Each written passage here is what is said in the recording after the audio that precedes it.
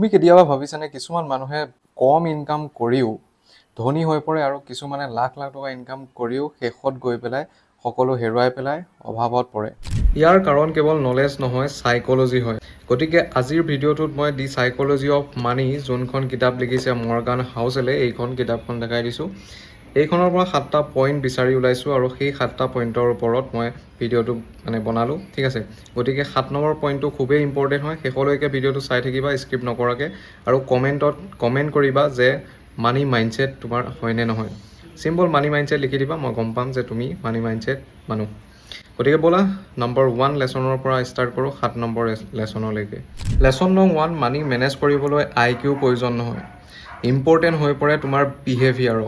ধৰি লোৱা এজন মানুহে শ্বেয়াৰ মাৰ্কেটৰ বহুত কথা জানে আৰু তেওঁ গ্ৰীডি হৈ পেলাই সকলোখিনি টকা এবাৰতে ইনভেষ্ট কৰি দিয়ে, আৰু যেতিয়া মাৰ্কেট তললৈ নামি আহে তেতিয়া তেওঁ বহুত বেছি লছেছ কৰিব লগা হৈ পৰে।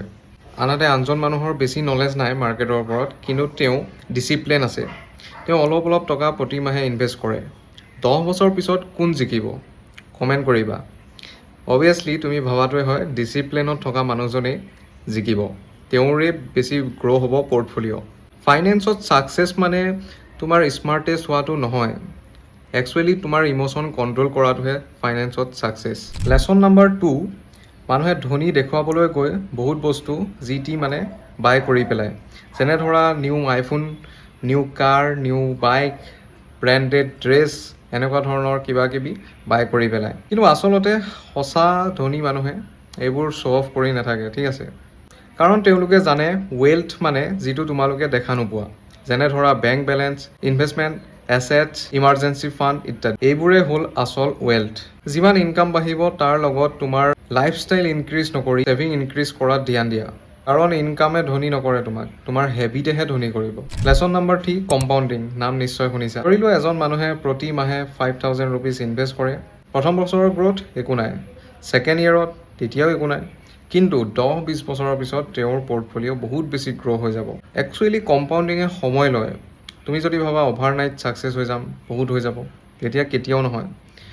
সদায় তুমি সময় দিব লাগিব, পেচেঞ্চ থাকিব লাগিব, তেতিয়াহে কম্পাউণ্ডিঙে আচল পাৱাৰ দেখায়। যেনে ধৰা এজোপা গছ এদিনত ডাঙৰ হৈ নাযায়, তাক সময় লাগে। এটা বিজনেছ এদিনত বনি নাযায়, তাকো সময় লাগে। বহুত বছৰ মেহনত কৰাৰ পিছত বিজনেছটো বনে। ঠিক তেনেদৰে কম্পাউণ্ডিঙতো তোমাক সময়ৰ প্ৰয়োজন, তেতিয়াহে তোমাৰ সেই ইনভেষ্টমেণ্টৰ গ্ৰ' হ'ব, নহ'লে একো নহ'ব। 4 নম্বৰ লেচন হ'ল যে আমি ছ'চিয়েল মিডিয়াত ছাকচেছেই দেখোঁ, যেনে ধৰা নিউ কাৰ, ট্ৰেভেলছ, লাক্সাৰী লাইফ ইত্যাদি। কিন্তু লোন, ষ্ট্ৰেছ, লছেছ সেইবোৰ আকৌ কোনেও নেদেখুৱায়। গতিকে ছ'চিয়েল মিডিয়াৰ লগত তুমি তোমাৰ লাইফটো কম্পেৰিজন কৰা বাদ দিয়া। যদি কম্পেৰিজন কৰা তেনেহ'লে তোমাৰ আচল যোনটো গ'ল আছে তাৰ পৰা তুমি বহুত দূৰত গুচি যাবা। নিজৰ গ'লত ফ'কাছ কৰা। সদায় মনত ৰাখিবা নিজৰ জাৰ্ণিটো, নিজৰ লাইফটো, যে কি কৰিবা তুমি। কম্পেৰিজনে ফাইনেন্সিয়েল ডিচিশ্যন সদায় বেয়া কৰি পেলাই, ঠিক আছে। গতিকে focus on progress, not on people. Lesson number 5, Morgan হাউচেলে কৈছে যে মানুহে এইটো কেতিয়াও গমেই নাপায়, এইটো বিগেষ্ট প্ৰব্লেম বুলি কৈছে, যে কিমান তোমাক প্ৰয়োজন, কিমান লাগিব সেইটো তুমি গমেই নোপোৱা। ধৰা তোমাৰ তাত আছে আজি 1 লাখ, তুমি বিচাৰিবা যে মোক 10 লাখ লাগে। যেতিয়া 10 লাখ আহি যায় তেতিয়া তুমি ভাবিবা 1 crore, 1 crore থাকিলে 10 crore, সদায় এইটো লিমিট বাঢ়ি গৈ থাকে। চ' আমাক বহুত বেছি কনফিউজন হৈ পৰে। সেইটো কাৰণে তুমি ডিচাইড কৰা তোমাৰ লাইফটোক লৈ, লাইফষ্টাইল লৈ, ফেমিলি লৈ ডিচাইড কৰা যে তোমাক কিমান প্ৰয়োজন, কিমানত তুমি হেপী থাকিবা। কাৰণ হেপী থকাটোৱে সদায় ইম্পৰ্টেণ্ট হয়। এনেকুৱা নহয় যে তুমি লাগিয়ে থাকিবা এনি টাইম বহুত কিবা এচিভ কৰিব, সেইটো চক্কৰত গৈ পেলাই তুমি বহুত কিবা কিবি কৰি পেলালা। চ' সদায় গ'লটো ডিচাইড কৰিবা যে কিমান তোমাক প্ৰয়োজন, তেতিয়া তুমি ক্লিয়াৰ থাকিবা কি কৰিম কি নকৰিম। কাৰণ মানি ইম্পৰ্টেণ্টটো হয়, কিন্তু গ্ৰীডিটো বেছি ডেঞ্জাৰাছ হৈ পৰে। লেচন নম্বৰ 6, মানিৰ আটাইতকৈ ডাঙৰ পাৱাৰ কি? সেইটো ফ্ৰীডমেই হয়, বেলেগ একো নহয়। যেতিয়া তোমাৰ তাত ইমাৰ্জেঞ্চি ফাণ্ড থাকে, যেতিয়া তোমাৰ তাত ইনভেষ্টমেণ্ট থাকে, এছেট থাকে, তেতিয়া তুমি যিকোনো ডিচিশ্যন ফিয়াৰলেছ হৈ পেলাই ল'ব পাৰা।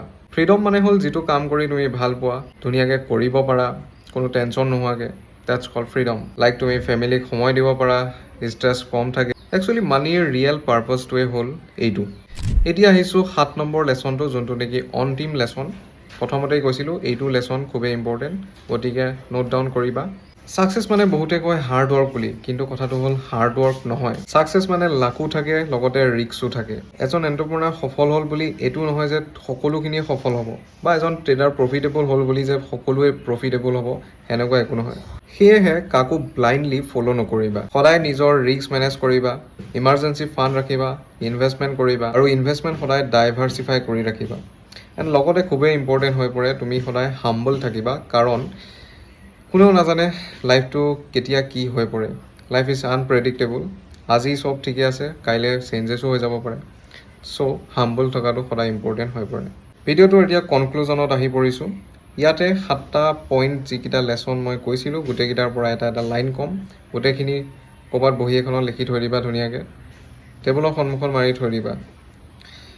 চ' নম্বৰ 1 পইণ্টটো মই উলিয়াইছোঁ যে নলেজতকৈ বেছি ইম্পৰ্টেণ্ট হৈ পৰে বিহেভিয়াৰ। আৰু 2 নম্বৰ পইণ্টটো হৈ গ'ল শ্ব' অফ নকৰি ছেভিং কৰা ষ্টাৰ্ট কৰা। 3 নম্বৰ পইণ্টটো হৈ গ'ল কম্পাউণ্ডিঙক সদায় সময় দিয়া। 4 নম্বৰ পইণ্টটো হৈ গ'ল কম্পেৰিজন কৰা বন্ধ কৰা, নিজৰ গ'লটোক চেজ কৰা। কাৰোবাৰ লগত কম্পিটিশ্যন নহয়, নিজৰ লগতে কৰি থাকা যে তুমি কালি কিমান আছিলা ভাল আৰু আজি কিমান ভাল হ'লা। 5 নম্বৰ পইণ্টটো হ'ল সদায় ডিচাইড কৰা তোমাক কিমান লাগে একচুৱেলি, কিমান লাগে এটা গ'ল ডিচাইড কৰা, মোক ইমানখিনি লাগে, ইমানখিনি হ'লে আই এম হেপী। চ' এইটো ডিচাইড কৰি লোৱা। 6 নম্বৰ হৈ গ'ল পইণ্টটোত মানিৰ গ'ল হৈছে ফ্ৰীডম। আৰু 7 নম্বৰ লাক আৰু ৰিক্সক সদায় ৰেচপেক্ট কৰিবা। বাকী লগ পাম অন্য এটা ভিডিঅ'ত। এণ্ড মই এনেধৰণৰ ফাইনেন্স টপিক, বিজনেছ টপিকৰ ওপৰত ভিডিঅ' বনাই থাকোঁ, ট্ৰেডিঙৰ ওপৰত ভিডিঅ' বনাই থাকোঁ। গতিকে চেনেলটো কৰি ল'বা ছাবস্ক্ৰাইব। লগ পাম অন্য এটা ভিডিঅ'ত। সোনকালে 6000 ছাবস্ক্ৰাইবাৰ কৰি দিয়া, আৰু অলপেই আছে, হৈয়ে যাব সোনকালে। তো শ্বেয়াৰ টেয়াৰ কৰি লগৰখিনিৰ লগত কৰি দিয়া। বাই বাই, আজিলৈ ইমানেই। Thank U.